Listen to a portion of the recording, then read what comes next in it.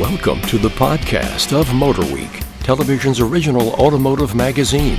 MotorWeek is made possible by TireRack.com, RockAuto.com, and State Farm.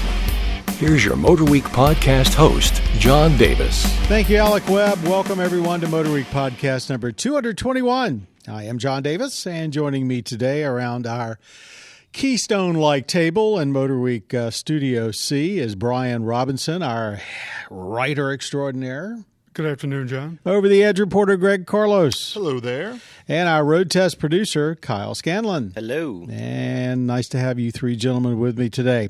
We're going to talk about some of the cars we've recently tested, do a lightning round. We've got a viewer question. We'll see if anybody's got a rant and rave. But let's start off with the 2020 Mazda CX-30. Kyle, this is a vehicle that confuses me to no end. How is it much different than two other vehicles that they've already got? Tell us about it. Well, it seemed to confuse a lot of people and a lot of the journalists when we were there. And one of the main questions everyone kind of asked is, why didn't they just go with CX-4? The reason behind that is they have a CX-4 that's already out there, but it's only sold in China. So they couldn't make a car that's a little bit different, name it the same thing, all those kind of fine details. But I can say, it's just a little mid-range, crossover SUV. I would say there's nothing extremely special about it. Well, now straighten me out now. It's, you've got the CX-3 and now you got the CX-30, right? Yep. Right. Okay, one's based on the 3 Series, one's based on the 2. Yeah. You know the lineage better than anyone. Yeah, I don't know the lineage. I of believe the these CX-3 is the Mazda 3. CX-30 is the Mazda 2. Okay. Yeah, so it's a hair smaller Yes. as far as certainly the platform it's based on. And it's a little more coupe-ish looking. Yes, it is. So that's, in jiving with what everybody's doing.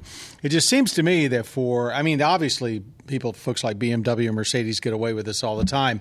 But when you're talking about really small vehicles, it seems slicing it pretty thin. But what did you think about driving it?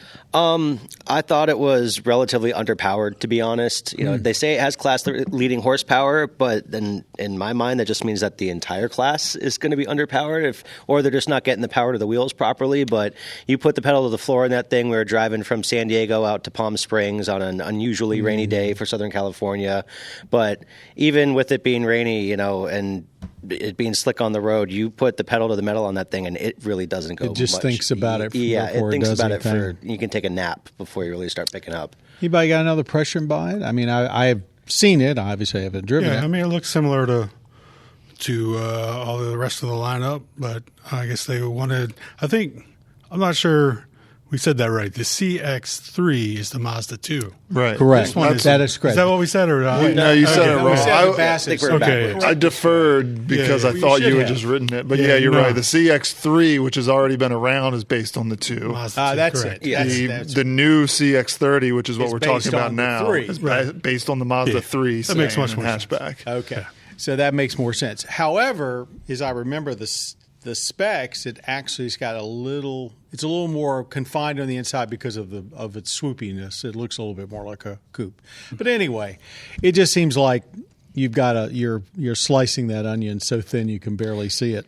Yeah. People want their crossovers. Yeah. So. I do think it's attractive.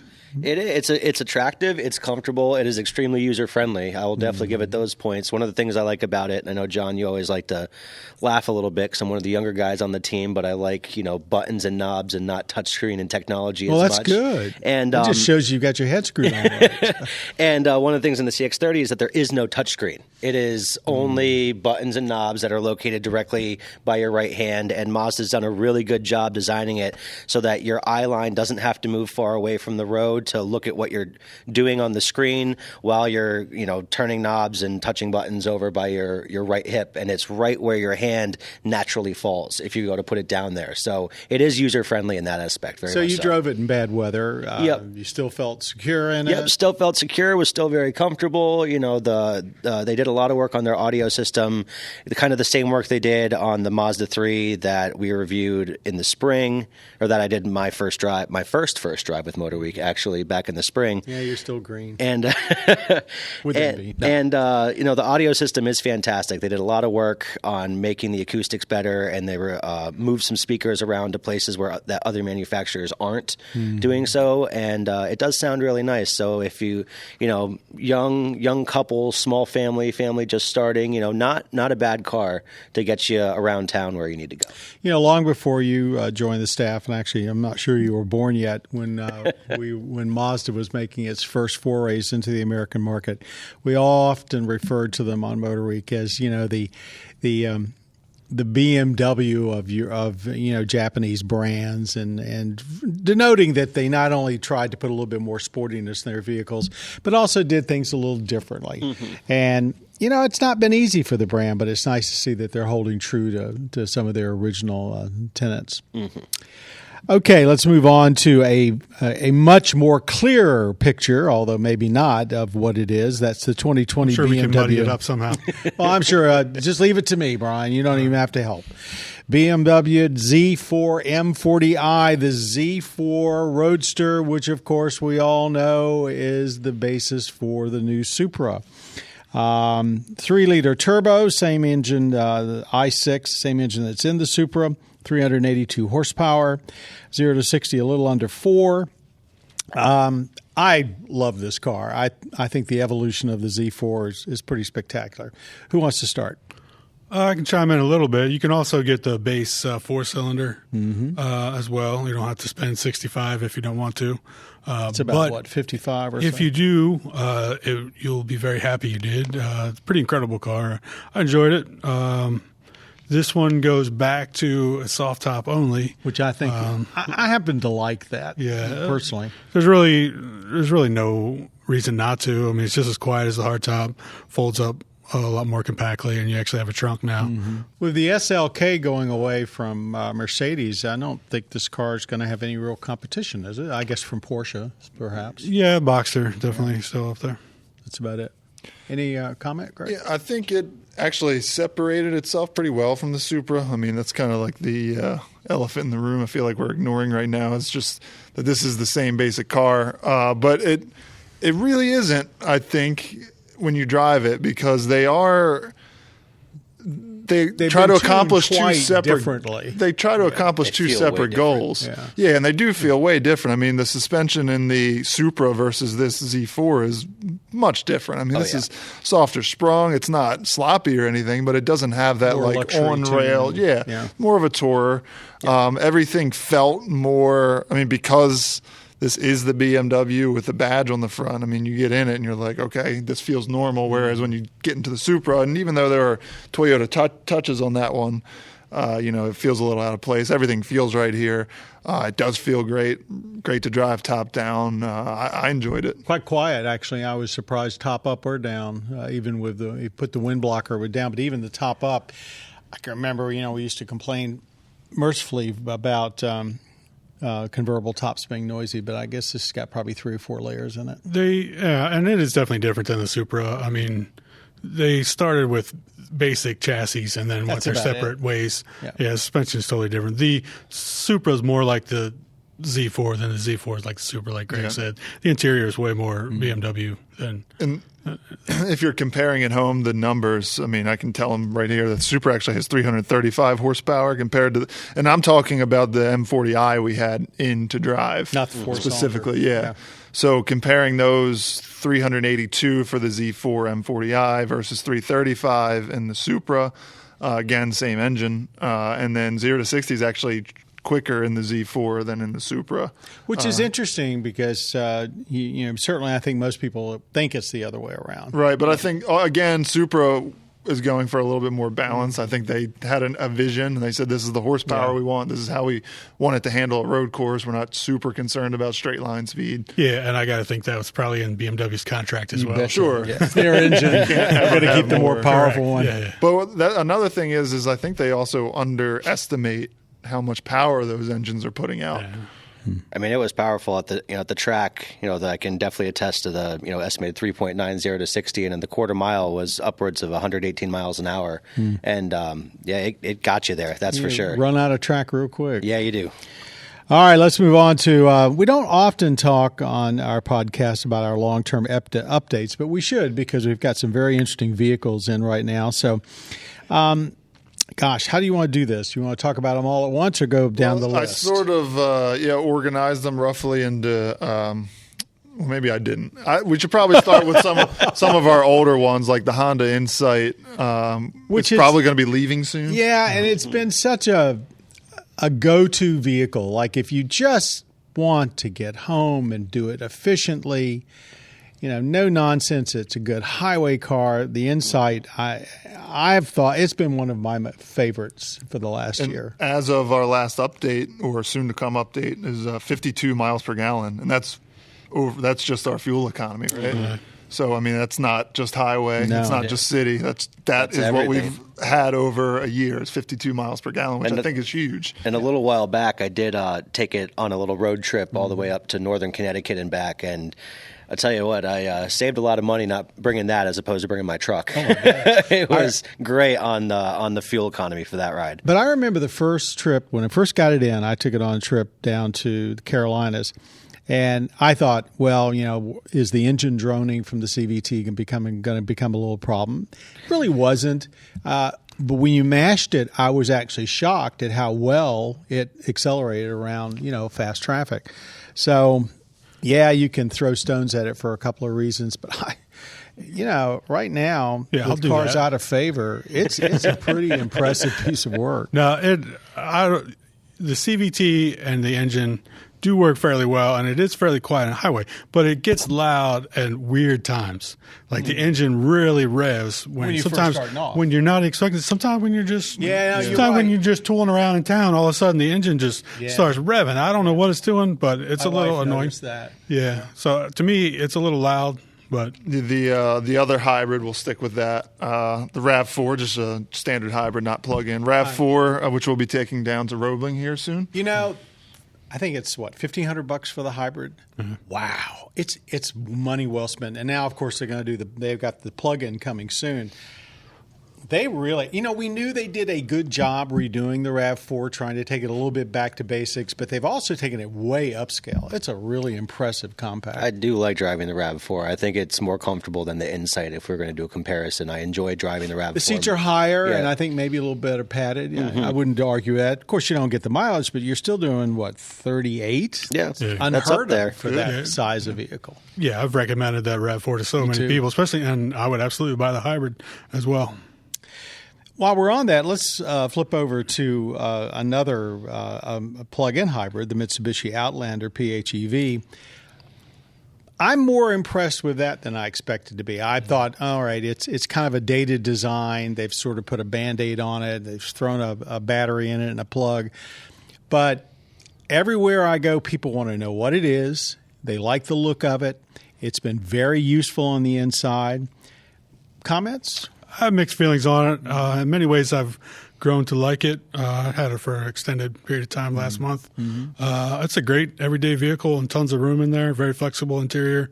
But as far as the miles per gallon, granted, it is all-wheel drive, but we're averaging 35, which is less than the RAV4, and it's way less than the Nero plug-in hybrid, which we had in last year. Granted, that was only front-wheel drive, but we were getting 60 miles a gallon in that thing. This thing barely half that. Yeah, and 22 miles of EV range. I think I like driving it when it's just all electric, and like you said, it's spacious. But I think it's a little disconcerting when you see that fuel gauge go down so quickly. Battery gauge? Yeah, I'm talking the fuel gauge. Because when you do run out of that 22 miles, you're running on basically just like generator power, which is what the engine is. And it just seems like it goes down pretty quicker than it should. I don't want to lose focus, though, that generally this size of SUV, we're lucky to see 25, 26, 27 combined, and we're seeing 35 mostly around town. So it's still, and you can get this vehicle at a pretty good price. If you got a Mitsubishi dealer near you and you're looking for an SUV that's efficient, you'd be kind of a fool not to look that way. I think a lot of people would be surprised with it. It's fast too. Yeah, it is fast. Yeah, that's one thing I was going to say is I was pretty surprised at how quick it is, trying to overtake someone on the highway and stuff like that. You get the power shows up pretty quickly, and you can definitely make a nimble little move if you have to and get where you need to go. Well, that's kind of like a nice segue into the Macan S, isn't it? Yep, nimble little moves. Yeah, nimble little moves. Fast. Fast. We just put winter tires on it. I got to say, it actually kind of settled it down a little bit. It just kind of smooths out the ride. I'm not saying that I would want to drive around on winter tires all the time. You wouldn't be driving for long. But I think there's a valid argument that if you're not like all the way in on performance, you could get in this car and think it's a little too hyper. But these tires actually settle it down a little bit. They do. It feels good. I mean, it's become a really comfortable car. I took it out. I had the last snowstorm we got, and I just went out driving just for the heck of it, and I couldn't get the thing to break loose at all. Wow. Pretty amazing vehicle. It's comfortable. It's got enough luxury to keep most people happy, and yet under your feet you've got basically more than the heart of a 911. I mean, they've just done an amazing job. I think you'd have to step back and say, I'll ask the question, has anybody done a better job of engineering a performance SUV? I don't think so. I really thought about it. There might be specific instances of vehicles, but brand wide, I would say Porsche does the best job by far. They've done a great job on this one. Let's backtrack a little bit. We have another sedan in our livery, which was our family sedan winner last year in our Driver's Choice Awards, the Nissan Altima. We're doing 30 mpg on that, which is very respectable.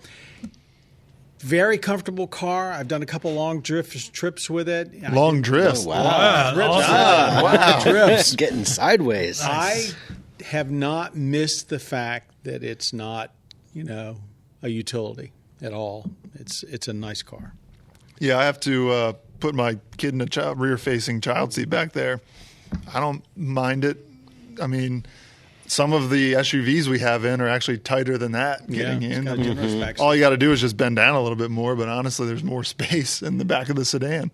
And, when you open up the trunk, okay, you don't have the height, but the load floor is so low that if you got something heavy like 45-pound dog food bags like I do, it's a lot easier to get it in and get it out. So, I mean, everybody's so hung up on SUVs, but if price is an object and you want something really nice, don't walk away from the sedan market. Between the folding rear seats and the fact that so many of the trunks now have been so well engineered to give you absolutely the maximum amount of usable space and that low lip, they've got they still have some advantages. But very nice vehicle, very comfortable, almost a luxury car feel to it. Nice improvement on materials.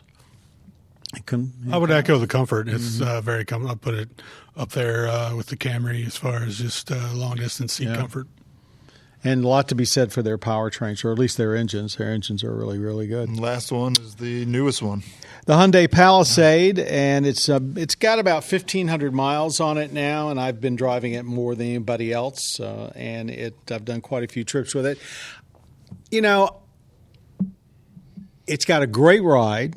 It is not gushy at all because they always look at it and say, well, that Palisade's a little more luxury-oriented than its counterpart, the Kia. Tell you right. I've driven both of them back-to-back. A lot of people out there think one drives a little different than the other. It's so minor, I can't get it. I took it over the mountains up to central PA in a snowstorm. Great traction, very comfortable. Certainly cavernous on the inside. It's got actually more cargo room, I think, than the standard Tahoe. Good infotainment system. The screen sometimes a little confusing when you're trying to get back to home.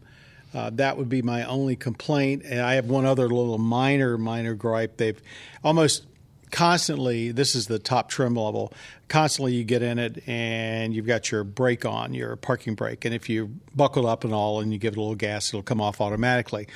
but the temptation is to release it manually. And there's a little light down on the lower part of the screen, and you have to reach for this little flip switch, which is sort of hidden behind the steering wheel. They could have done a little bit better job on that, put that maybe parking brake on the console. However, the console itself, because it doesn't have a gear shift on it, is cavernous and very useful. So my first impressions are terrific.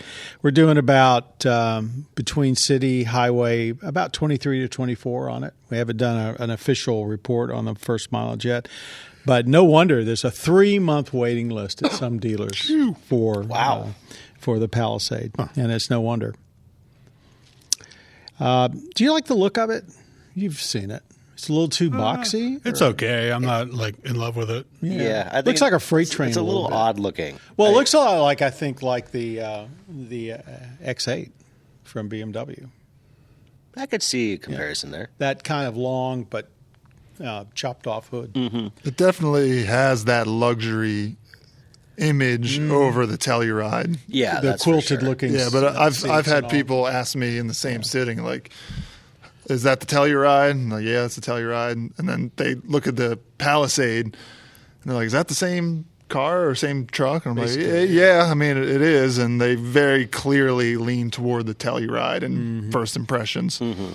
The only real mechanical differences is that of course the Telluride is made in the U.S. where the Palisade is imported, but the Palisade does have power folding third row seats, and the Telluride at this point doesn't. So if you're really looking for maximum utility, that's something that some people will consider. But very happy with it. Hope we have a long distance, huh? So then you got to wait for them to go down. It takes a second. Yeah, but you try being not height challenged and reach in there and flip it manually. It's not so easy. Okay. So some people, I think, will find that a real plus.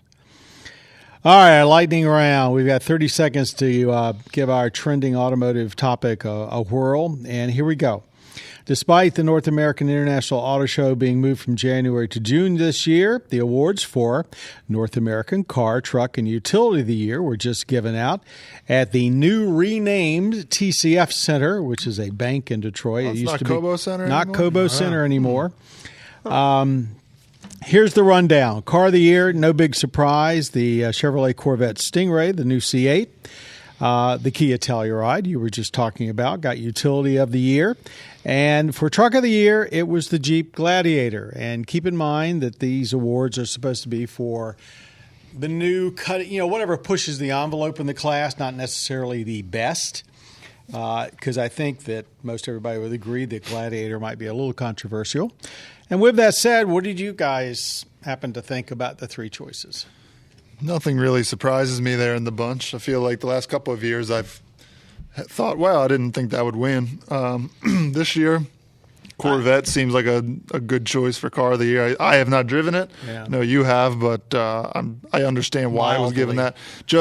Based on what you just said, the award really it's supposed to be for some. It's not meant to be like our awards. Our Driver's Choice Awards are supposed to be awards that drivers like driving the best. These awards from the outset were supposed to be what pushes the envelope or does something new in the segment, being a price class or whatever. It's interesting that both Telluride and Gladiator were the finalists, and they did finish 1-2. A lot of us thought that they would cancel each other all out, and the other finalist, the Lincoln Aviator, might win, but it didn't happen. There was, like you said, gravitation towards the Telluride. Nothing to really add. Corvette, definitely a no-brainer. I have mixed feelings on the Jeep. It's a great Jeep. I don't think it's really a particularly great pickup truck.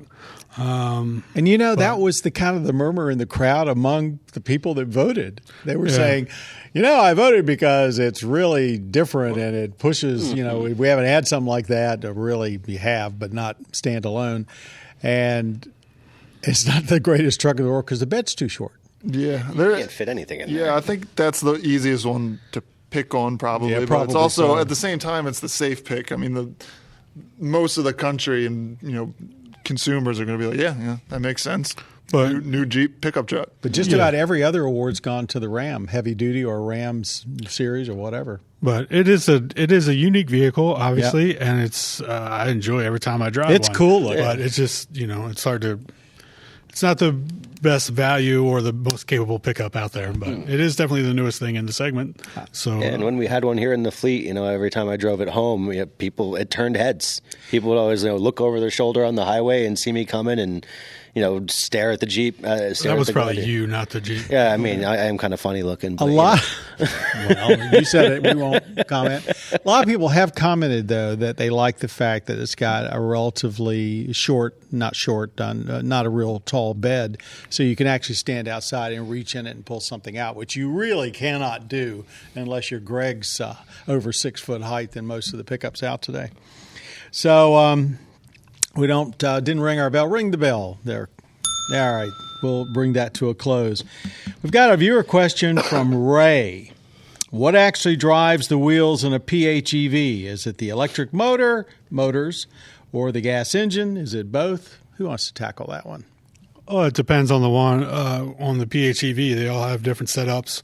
A lot of them are strictly electric until that runs out, and then you get strictly gas. A lot of them work in conjunction like a regular hybrid. Now, most of them work through the engine, and once your battery is depleted, act just like a regular hybrid. But I'm sure you have a better explanation. No, that's it. I mean, there's a couple of them that where the engine is nothing but a generator, and one of them, the Chevrolet Volt's no longer built, and even there was like 1% of the time that the gas engine would power the wheels, but generally speaking, it was just a generator. And there's something else that skips my mind. I guess we mentioned the Outlander, the Outlander, and the i3 from BMW, Correct. Which when it has its little helper motor. In those cases, the internal combustion engine is a generator alone. I would imagine if we made a list of all the performance-oriented PHEVs, they would all have some drive line from the engine to the wheels, because you would need to supplement power, right? Yeah, because generally speaking, the electric motor is not that powerful. Right. Yeah. So I hope, Ray, that answers your questions. You really probably are going to have to do a little bit of deep dive and research yourself. Now, if somebody actually asked which is better, I personally would rather know that both are connected to the drivetrain, in myself, just in case one fails. Like if you're in something where the gasoline engine is just a generator and something goes wrong with the electric motor, you're kind of stuck. So yeah, and there's some where the electric motors only power the front wheels or only power the rear wheels, and then the gas engine only powers one axle as well. So. And even in hybrids, I mean the Toyota Highlander uses an electric motor for its in the Highlander hybrid. The rear axle is turned only by an electric motor to give it four-wheel drive, and you're going to see more of that. That's actually something that's been coming a long time. The rumor is that the redone Chrysler Pacifica minivan will have an all-wheel drive model for the first time since it's been called that. That was the rumor last time before this one came out. That's right. And it'll be an electric-only rear-wheel drive system that they're borrowing from some other vehicle, from those Jeep EVs that they just showed. Anyway, I hope that answers your question, Ray. Rant and rave. Anybody got something they want to praise or trash? Or I got a rant. Mm-hmm. We have a Mercedes CLS in right now, and I went to go plug in my USB. And the only reason I'm singling this car out is just because we had it. But when manufacturers really tuck the USB like all the way in something, and not just, I understand if you have a tall bin that you can get your hand into and reach back there, that's fine. The USB is out of the way. But this one is like one of those pop-up containers or pockets.